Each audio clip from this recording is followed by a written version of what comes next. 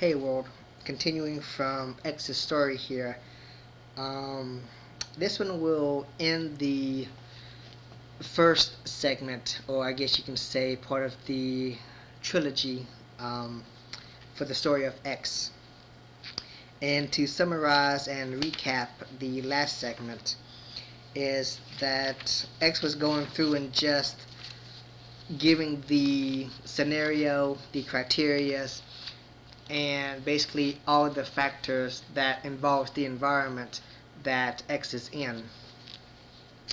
And so with that, to recap, from that incident, X pretty much feels betrayed that X cannot confide in X's boss, that X's boss goes through and discloses X's business to other people who it's none of their business, and the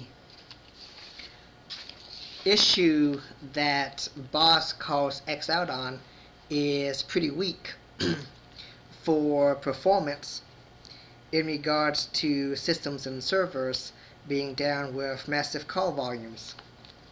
So with that being the case, that's ending the part for the first segment of X's story. And commentating on that, I'll say that if I was in X's position, hell yes, I would feel personally betrayed if, I wrote to my boss and I mentioned something about the issue we discussed, or if I will confide in you, and if a response is written back to several other people, and it's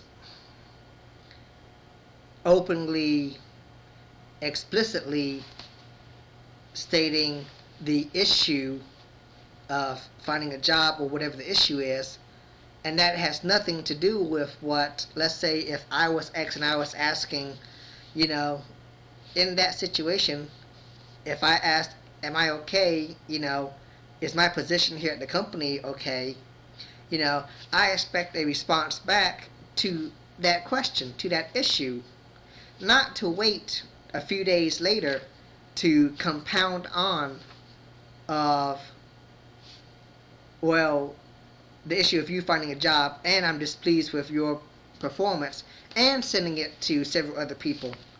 Seriously, where the hell is the professional discretion, the managerial discretion, the professional etiquette of privacy and the trust and confinement in employee, employer, supervisor, supervisee relationship?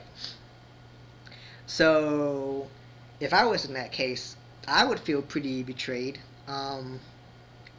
So going on to the 4 minutes here.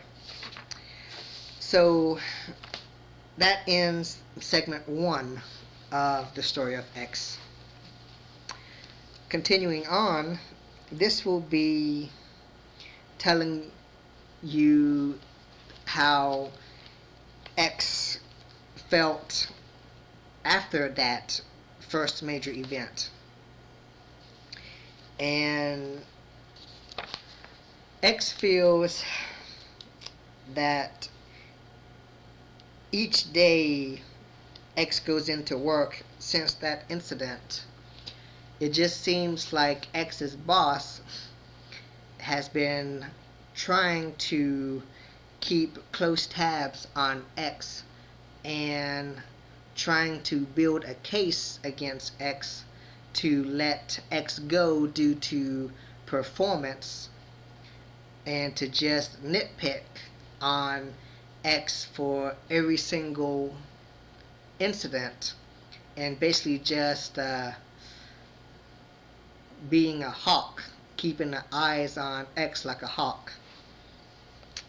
And X will tell you that since that event, that each day X goes in, it pains X every single day to go in to work. And with that, X believes that X will tell you that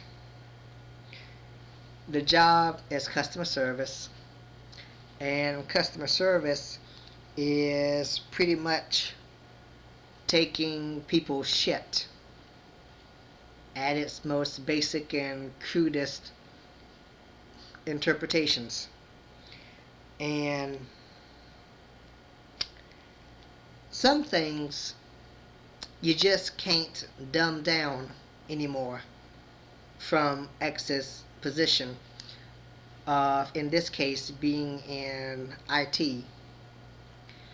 And when working with clients that aren't as competent or technology savvy. Now, this is by no means to undermine users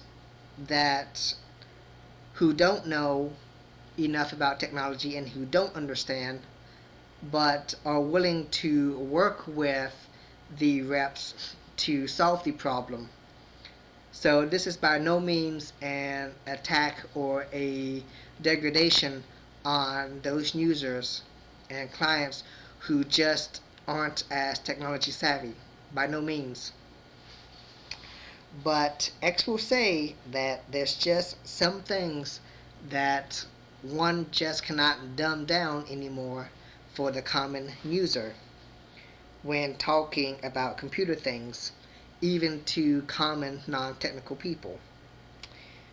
And if it's not that extreme, it's the extreme of being in customer service when supposedly some director or some VIP calls in to have their teeny tiny IT problem, wanting it to be resolved on the spot, and yet so-called VIP or director is demeaning and degrading the technology expert in this case, and demeaning his or her skill to get their problem fixed. Now, interjecting my own comments here, if I was the support rep and some IT director called in all high and mighty going, I need this problem fixed, of course I would try my best to help. But if the IT director is over there all high and mighty, if you don't know how to do it, please send me to someone who can, going through and demeaning the skills, in my head I'm just thinking, if you know so damn much, why the hell don't you solve the damn problem? You're calling us to fix your problem, but yet you're acting all high and mighty and demanding and demeaning us to help you. Makes a lot of sense, doesn't it? So, and then sometimes the VIPs go, do you know who I am? And if I was in that position, I would go, yes. Of course I would be thinking, do you know who I am? I'm the person that's going to be fixing your problem. It would behoove you to be a bit more nicer and more polite. You can't do your job because I can't do mine. Now, what that means? You need me to be able to do my job for you to do your job. Therefore, your job is no more important than my job. In fact, it would seem that my job would be more important, because if I can't do mine, you can't do yours. So, if that makes any sense, reflect on that. Now, continuing on with X's story. Is it already 9 minutes again? Jeez. Guess I have to continue this in the next segment.